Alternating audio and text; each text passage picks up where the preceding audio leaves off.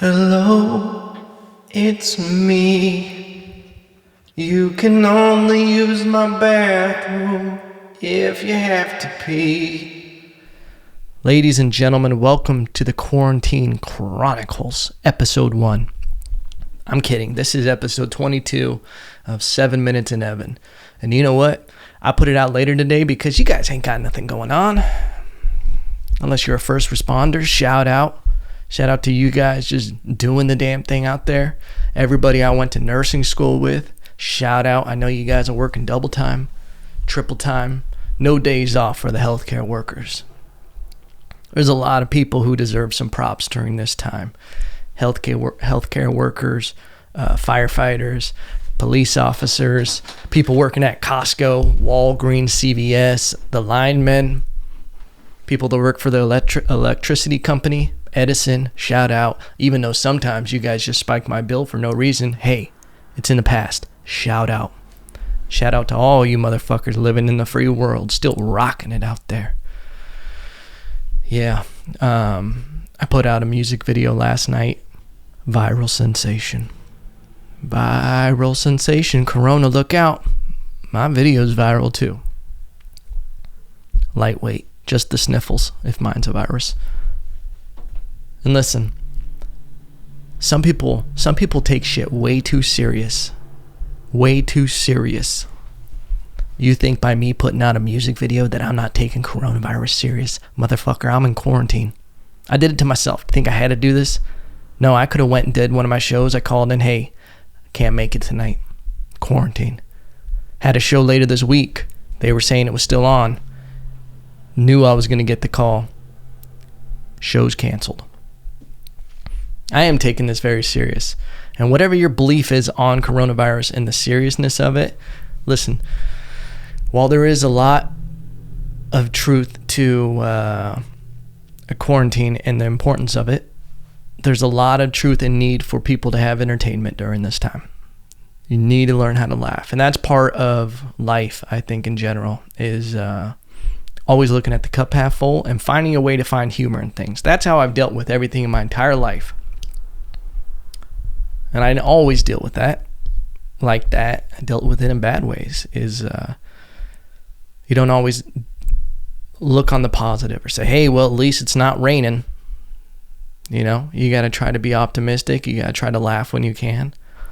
And not take shit way too serious. Like the world isn't ending, you know. Part of the reason, and that's the thing, is I see so many posts with false information about coronavirus and everything and how insane it is and like certain things. And I'm like, that is not what people need right now. We don't need hysteria. We don't need fear mongering. We don't need panic. People shouldn't be everybody's a hypochondriac now. And on the other side of the thing, people are like, what's the worst that I'm going to get? I'm going to get the sniffles. This is just not even as bad as the flu. The flu kills. Okay, settle down, you know? Settle down.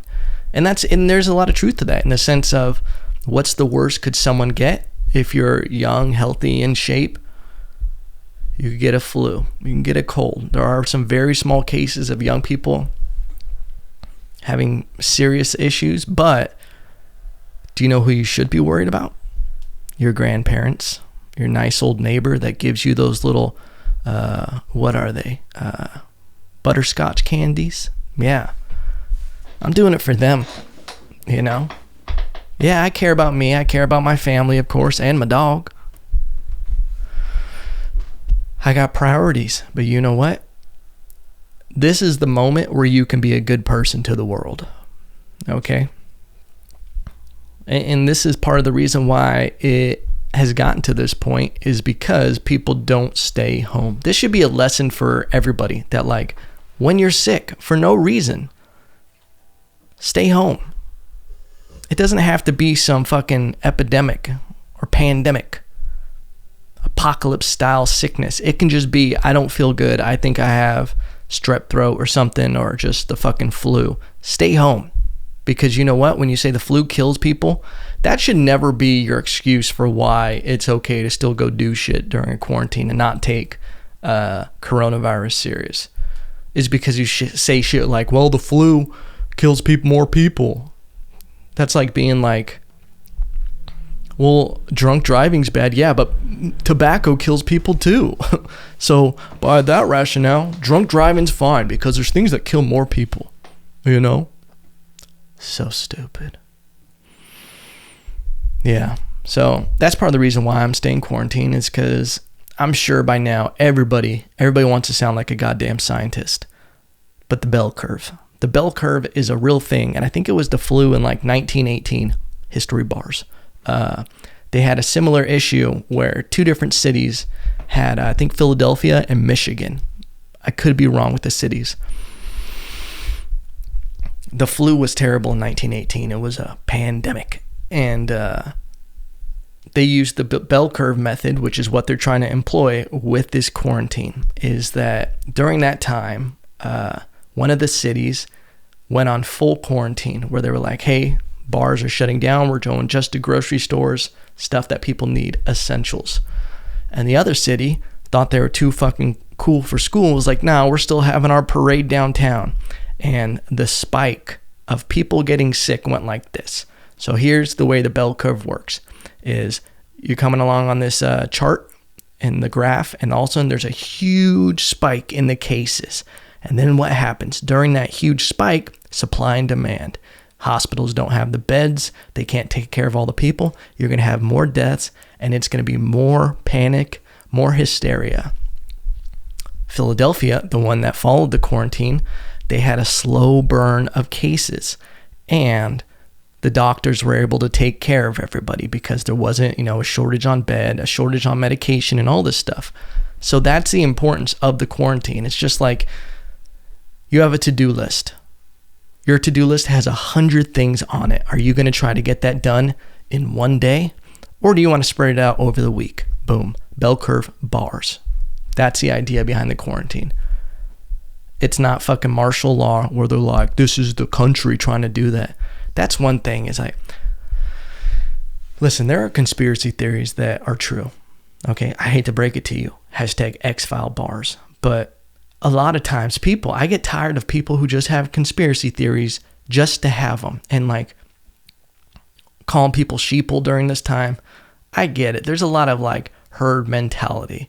And listen, we don't have all the facts. Just like you think that you have the facts that it's definitely the government doing it, you don't have the facts. And do I have the facts that the government is not doing it? No. Why? Because just don't have all the information. And I think when people say that this was like the government is trying to instill like martial law and trying to control the population, it's such a stretch, because you are giving the goddamn government way too much credit. I've worked for government employees or employers. I know how disorganized government really is. Donald Trump is our president. Like, there's so much weird shit in politics. And listen, if there was a government push for this, you don't think Democrats or anybody else, any other parties, they would be trying to show the world it? There was benefits in exposing it. It'd be like two crooked people. They're going for election. Then one person was like, but look at the crook. Look at what he's doing. And then you would get all that thing by exposing it. Not one person is exposing this in the government, trying to show you. Listen, there's real whistleblowers like Snowden and everything like that. There's actually facts behind that. There's no facts the government is doing it. And it's silly. It's silly. And listen, whether or not, like, that's the thing, is like, why it just doesn't make sense. I'm losing brain cells even talking about this. And I know some people are like, fucking sheep, man. Bah. You should call this the Bah podcast. Get out of here. You don't have to listen. This isn't for you. But yeah, people ask me, Evan, are you going crazy being quarantined? Listen, you think darkness is your ally. I was homeschooled. I was born in darkness. You merely adopted this quarantine life. If you didn't know this, I was homeschooled growing up. I was homeschooled from I went to kindergarten, but it was like a homeschool kindergarten where I went like 3 days a week. Bullshit. And then I went to like half a year, 4th grade. And I was homeschooled from like 1st to like 3rd. And then I went for half a year, 4th grade. Got in way too many fights for a private school. Weird shit. Had to leave that school, and then I went to high school. So most of my youth, I was homeschooled. And I actually, for a long time, listen, I'm an expert. I'm a black belt at social distancing, okay? I'm a black belt. Anybody want to learn how to do it? Hit me up. You're not able to adapt to this lifestyle? Hit me up. I'll give you some tips. Here's my tips for, I'm going to give them to me anyway. I don't give a shit. Here's my tips for social distancing. Just do it. Just do it. Listen. And here's the crazy thing. I feel like social distancing isn't really changing that many people's lives. Like I'm a little, like my life is changing a bit.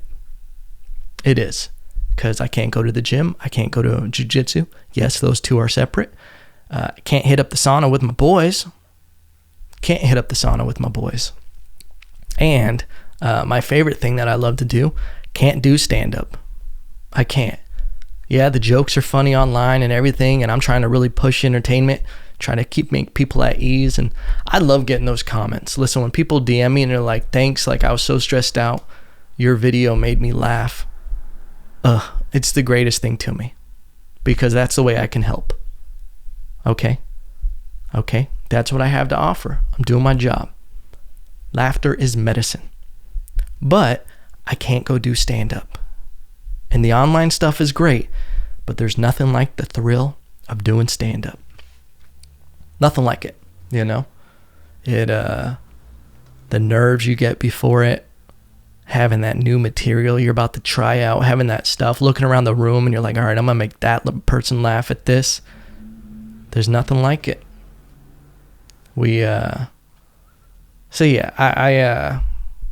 My thoughts are all over the place right now. It's a weird time, you know? I think this is something that we haven't really dealt with as a society for a long time. And I think it's one of those things that it's a wake-up call for people.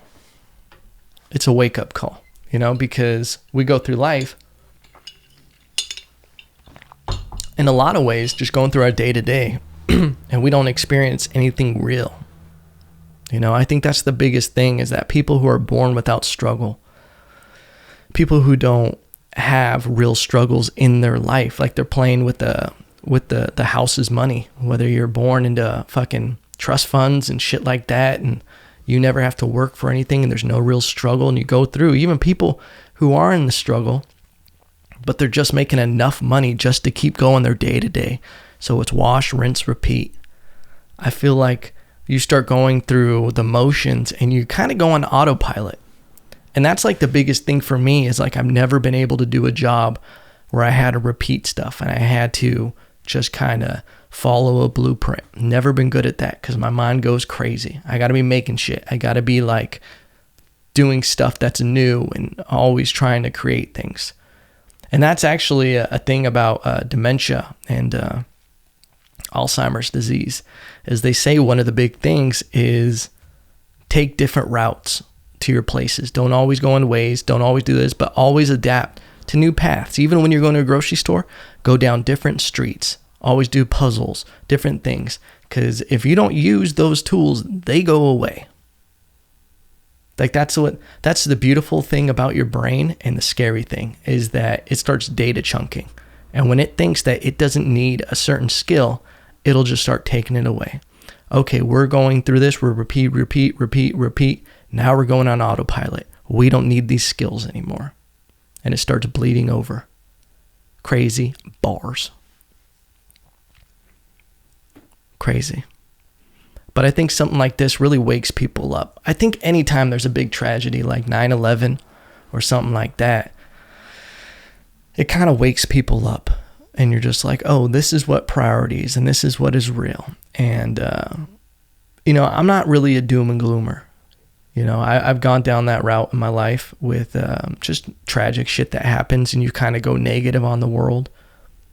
But I'm more of like let's look at the positive in the world.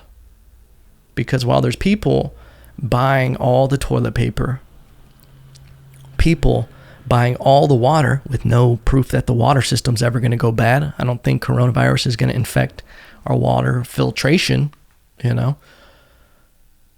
there's all this hoarding and stuff like that, there's still a lot of good stuff going on. And that's what you got to focus on always. Because I always believe that like life, it's never going to be perfect. And there's always going to be people that even if the cloud is a white cloud, they're going to see that dark lining, you know, the opposite of a silver lining in a cloud. They're going to see just the darkness, and they're going to always try to focus on it because that's just what some people do. I think a lot of people are scared of taking chances at their dreams and doing certain things. So all they can do is point out the bad things, that the reason why they can't go after what they want to do. And a lot of times when people go down that path of not doing what they want to do, they want to stop other people from doing what they want to do. And then they start just tearing down society, and they just start only focusing on the bad stuff. I love seeing the good stuff, you know, it inspires me, it motivates me. And I think there's like just no benefit to just focusing on what bad things people are doing. I saw some grocery stores are starting to open up just for senior citizens, like an hour, 2 hours in the morning. Do it at 5 a.m. Listen, old people love to get up early. They do. Any old people I know, I'll be talking to them, and then I'm like, yeah, I got up at like 8 this morning. And they're like, oh, I had already, you know, washed the car, walked the dog, had my breakfast, did my crossword puzzle, and I wrote a book. And I'm like, Jesus, Frank, what's the secret? Grapefruit. And that's the thing. Old people going grocery shopping, they don't get the same things as young people. You know, I'd hate to classify you guys, but you guys eat grapefruit, prune juice, and cottage cheese. Some people do that where they just get grapefruit and they cut it out and they eat it, and then they put cottage cheese in half the grapefruit. That's like some white people Pinterest shit. Not everything needs to be repurposed, you know? Hey guys, welcome back to my channel. 10 creative things that you can do with your grapefruit. Don't forget to like that and smash that subscribe button. Ding! Okay guys, everybody's been asking me about my grapefruit routine. Grapefruit is the redhead stepchild of the citrus family. Controversial? Maybe. But I think it's true. I might not even eat grapefruit if it's the last thing on the planet. Every now and then, I think I like grapefruit again. Like, even right now, I'm like, grapefruit's not that bad. But then every now and then, I have a little wedge. I have a slice of grapefruit, and I'm like, oh, this, yeah, I remember now. It's the worst when you get a grapefruit and you think it's a big orange. Oh. Fucked up. But let the old people have the grapefruit, you know? They love this stuff. Yeah. Let them get it. And I love seeing also, and this is the thing, I've been trying to figure out how, because I run a video production company here in Ventura, a way to help the senior citizens of the city. I don't know why when I say of the city, it reminds me of Batman. Of the city of Gotham, Ventura County. Like picking up groceries for them and everything. And, you know, it was sad, man. I went to a 99-cent store. I was buying some stuff.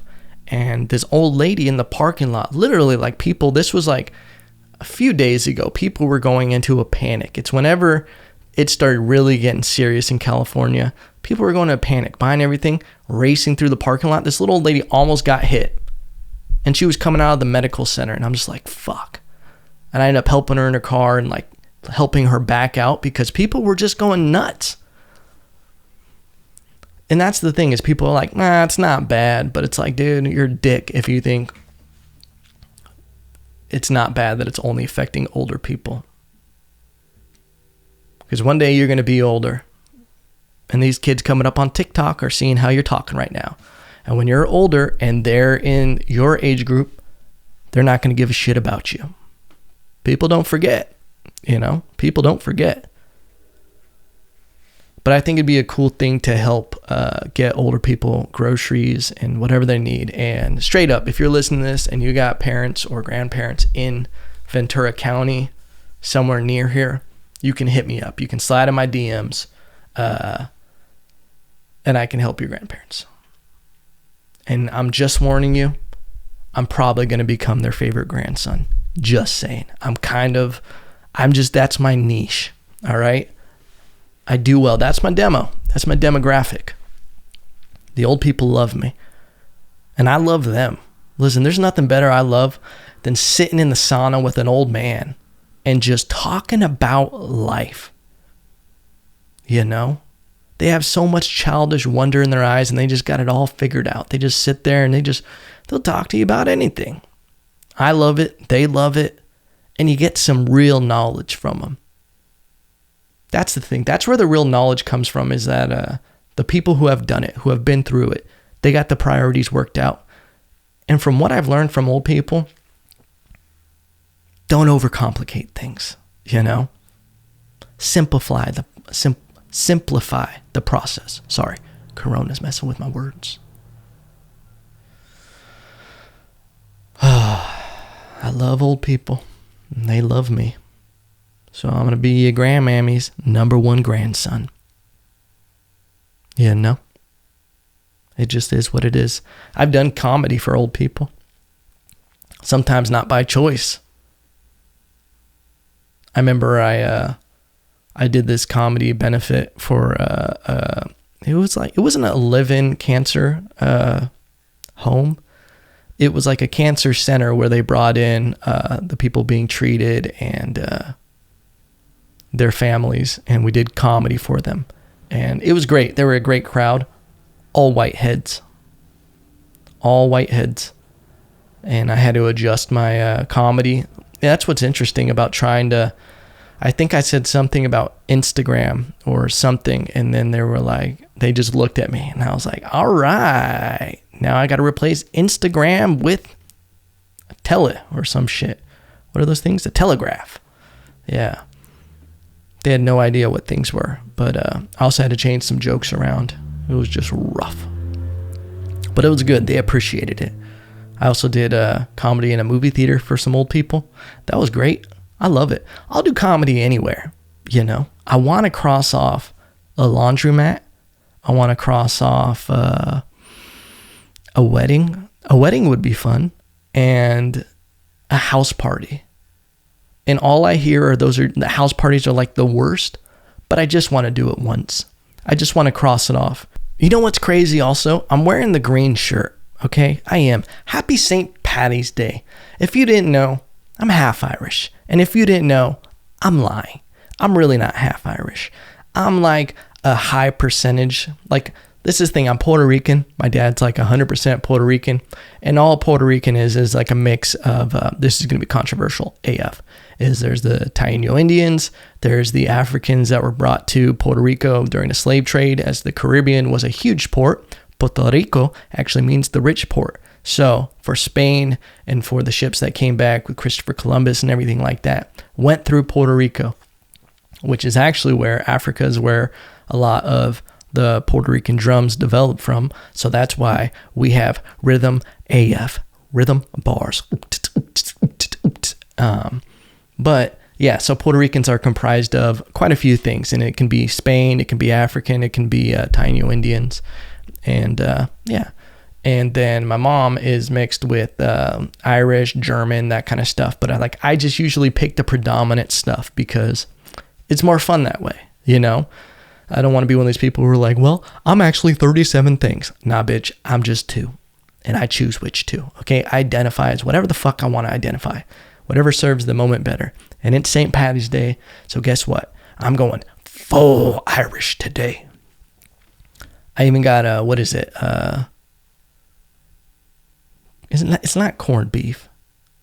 I think it's corned beef. It's whatever you make on St. Paddy's Day. I'm drawing a blank.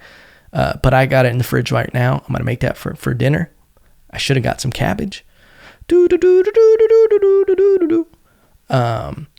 it's crazy that I woke up this morning, St. Paddy's Day. I had no idea it was St. Paddy's Day. How fucking weird is that? I had to look at my calendar and be like, oh shit, today Paddy's Day?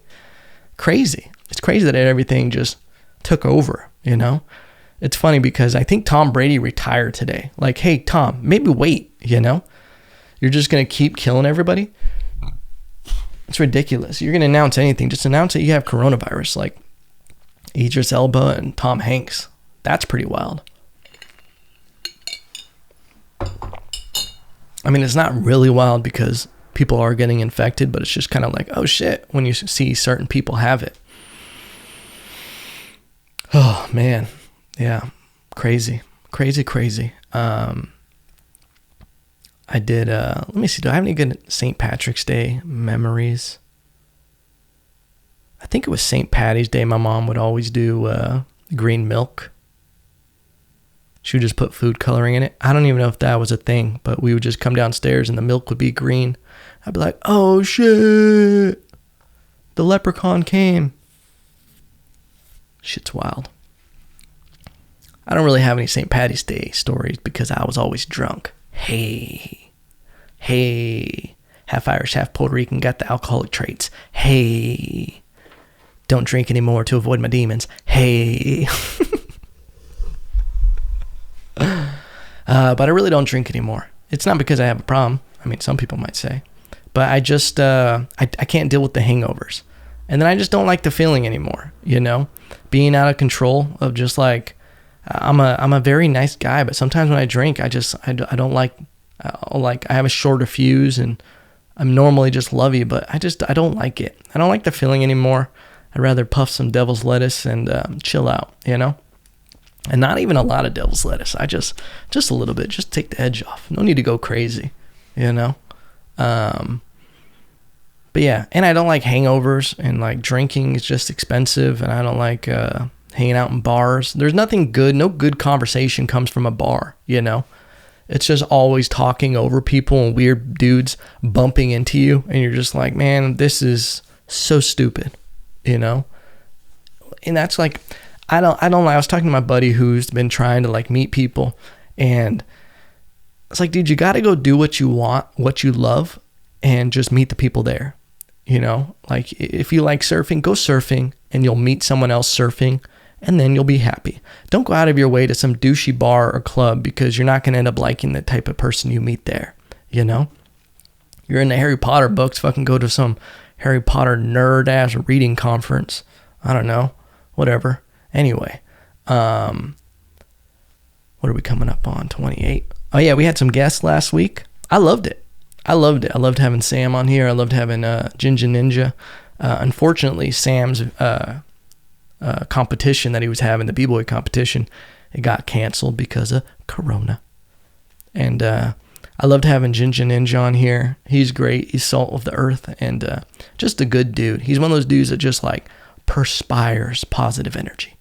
And I knew he would drop some gems of just, you know, positivity and the way he thinks. And he's one of those dudes who's been through a lot. And usually those people have some wisdom to drop. And I hope some of you got some gems from that. If you haven't heard it, go back, listen to the episode of the Ginger Ninja. And of Sam, too. You can break into the world of breakdancing and liking the smell of fruit, you know? We're going to go ahead and end on this. I posted about questions.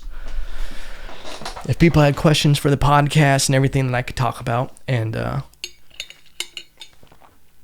we got a lot, and I would say about 70% of them weren't even questions. People trying to roast me, and people just saying things. I'm like, hey, I don't know if you know how questions work, okay? But when you just say hi to my question, can't really go off that, you know?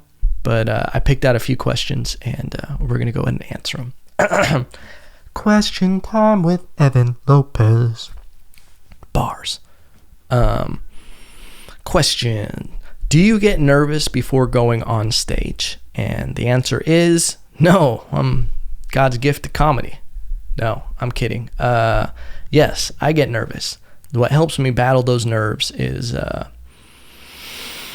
preparation. If I am most nervous when I have some ideas and it's a big crowd and I don't really have the material down completely. So what's happening is I don't feel as prepared and I'm about to go on stage and I'm trying to figure out the material, not knowing if it's funny, and I don't really have it memorized, so I'm not acting it out as much. But what I do now is I pepper in that stuff between stuff that I know that works, and it kind of takes that pressure off. So like, when I'm more confident in the material, I'm less nervous. But no matter what, I'm nervous before performing because it's something that I care about. And the way that I've kind of taken nerves and turned it into a positive is that my voice is just going right now. This is going to be one of the videos they go back and they're like, oh shit, this is when the corona developed.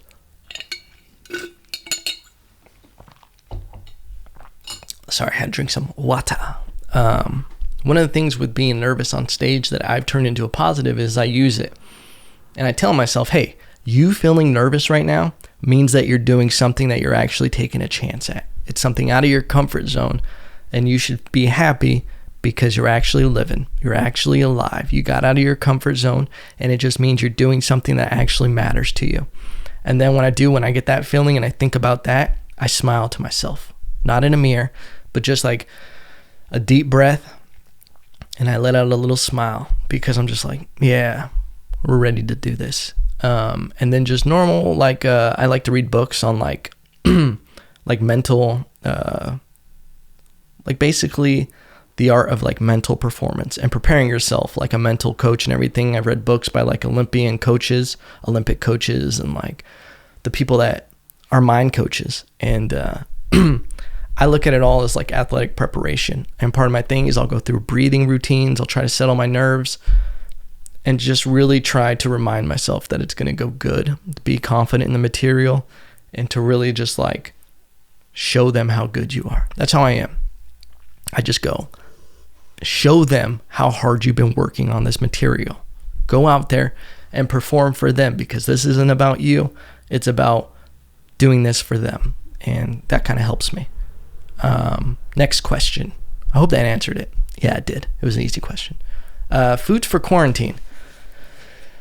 I think if you're really asking, I think stuff that doesn't, go bad easily. We don't know what the deal is. I don't think you really have to stock up too insane because grocery stores are going to be open and hopefully people aren't hoarding that much. I got some big bags of rice from Costco because I eat a lot of rice and beans. I make it.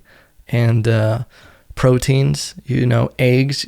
The Costco has the pallet of eggs that they have there that I always get. I get 2 of those big pallets no matter what. And I usually eat like 3 or 4 eggs every single day. So something that has some protein, high fats, coconut oil. If you're really worried about getting your fats and, everything during this, and get the big thing of coconut oil. You can go to the store, you can get olive oil and just start adding all that stuff to your food, whatever you're eating. I have a world famous egg rice where I take Puerto Rican rice, and then I actually got this from my dad. So this is most of the Puerto Rican food that I have, that I make, I was taught by my dad. So he had taught me when I was young how to make the Puerto Rican egg rice. And that's where you take rice and beans the next day. You fry it in a pan, put ketchup and Tabasco in it, and then you cook eggs, and then you mix it all together, and you have Puerto Rican egg rice. Bomb. But I actually have to I'll put out some tutorials on how to make some stuff because I filmed a how to make rice and beans with my dad, and then we filmed a how to make sofrito, but the footage it wasn't good enough. There was a lot of stuff that was bad. So what I think I'm going to do, and hopefully this week, is put out a video of me filming how to make sofrito, which you need for like almost every single Puerto Rican dish. And then I'll edit up the video of my dad and I making rice and beans so you guys can make your own rice and beans. That's been a huge request whenever I post Puerto Rican food. But yeah, I think stuff that is crossing off a couple things like your carbs and your fiber and your protein, a bunch of sweet potatoes.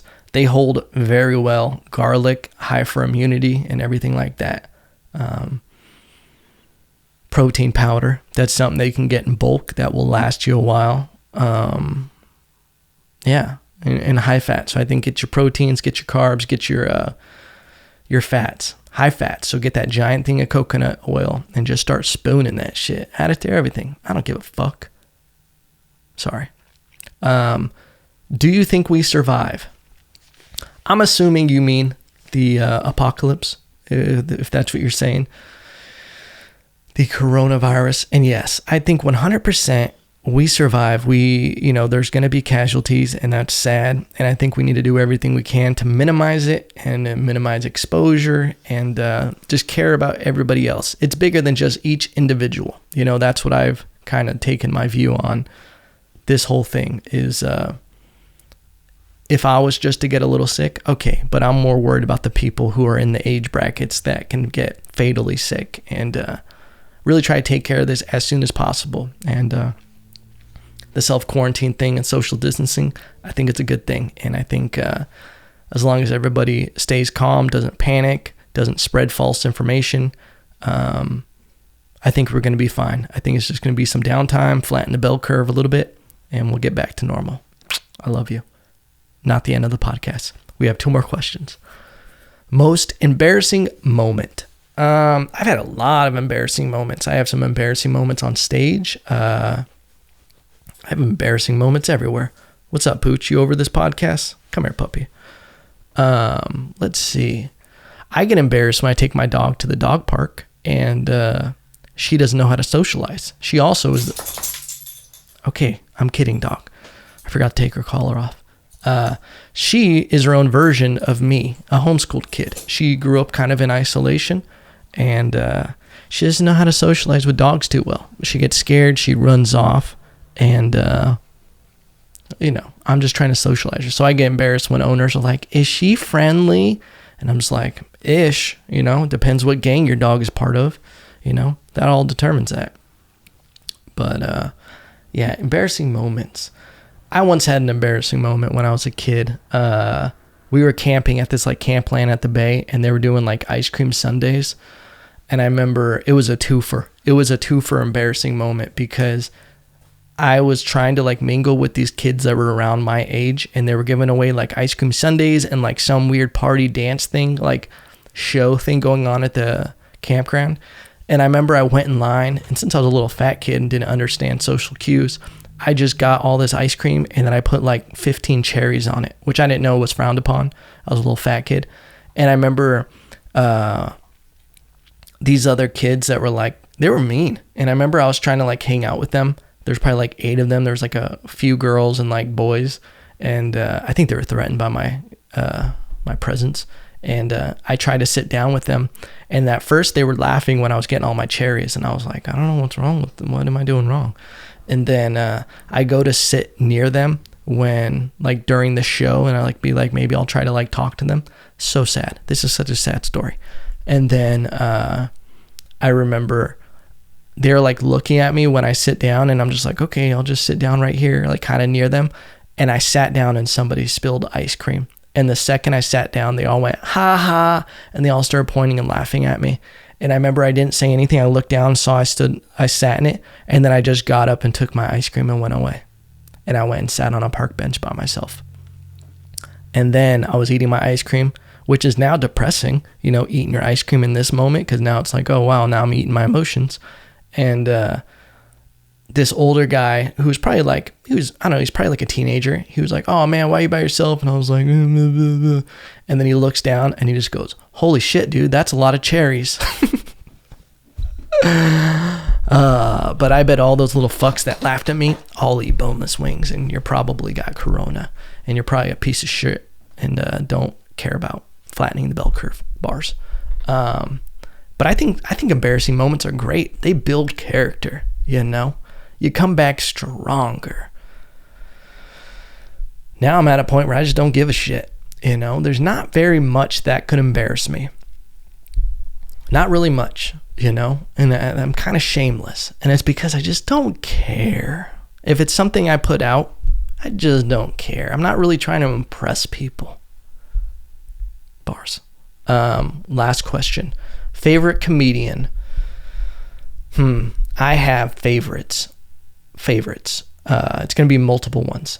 My favorite writer, I would say, as a comedian, Anthony Jeselnik. I refer to him a lot as the comedic Eminem, strictly just for his writing process. He's one of those people that there's no fat in his punchlines, and He's so fucking good at misdirections. Like, he's hitting like 3rd or 4th level misdirections, meaning he takes you from like, a lot of times I look at it like there's like the, you know, what would be a joke that I have. I'm giving away free jokes. Fuck it. We're in the quarantine. I don't really date anymore. That's the setup. And then I just go, my girlfriend doesn't really support it. Boom. That's the misdirection. So it's you thinking that, oh, he doesn't date anymore. So now he's going to talk about, you know, what it's like not dating. And then you just go, my girlfriend doesn't support it. So it's like, oh, that's a funny take on it. Allegedly. But he has ones that if you were given time to think about, you wouldn't even get the misdirection. You wouldn't see it coming. And I just think he's a genius with those. And I would say another one, Bill Burr. I think Bill Burr is classically just someone who goes against the grain and says what needs to be said. And he kind of is one of those important voices that I think he points a mirror at society. And I think he's one of those people where it's like, oh yeah, we are being kind of ridiculous. Like, he kind of goes like, whoa, whoa, whoa, the fuck are you doing? Bill Burr is like the embodiment of like when your friend starts wearing a weird hat and they think they look fucking cool, like some European cut or something like that. And you're just like, hey, the fuck are you doing? And then they're just like, oh yeah, I guess this is kind of ridiculous, huh? Or when your fucking friend starts asking you to call them by a different name, like Maverick or some shit. You're like, hey, no, you're Chad, okay? And they're like, yeah, I guess that is kind of ridiculous. I also like Joe Rogan, obviously. I think Bert Kreischer is like my favorite silly comedian. It's just such good fun. Like, he's the epitome of like a class clown humor. Great writing, great misdirections. And I think overall he's got an amazing class clown vibe. He's the dude that you want to hang out with. Joe Rogan, I love his views on things. He's another in that Bill Burr category of how silly we're getting. But also, he has such a unique perspective on things and kind of puts a twist that I really like. Sorry if that was annoying. And my last comedian I'll say, and this might be my number one across the board, Dave Chappelle. Dave Chappelle. And I'm sure I'm leaving some people out. Like, there's Tony Hinchcliffe, the top rising, young rising comedian in the world. But Dave Chappelle is on a different level from just his viewpoints, the simplicity, and his ability to take a sentence and make it funny, and his confidence and just how relaxed he is on stage. That makes him my probably my top pick comedians across the board. He's kind of the embodiment of all those comics that I talked about wrapped into one. He's Thanos, He has all their best abilities wrapped into one person. And he's just so fucking dope. And he's got like a Jim Carrey vibe to him of just wokeness, So that's it. Those are my top picks. And ladies and gentlemen, happy St. Paddy's Day. Happy quarantine time. No matter what, remember, through all this, just stay calm. Whatever's going to happen, happens. Wash your hands. Stay in quarantine.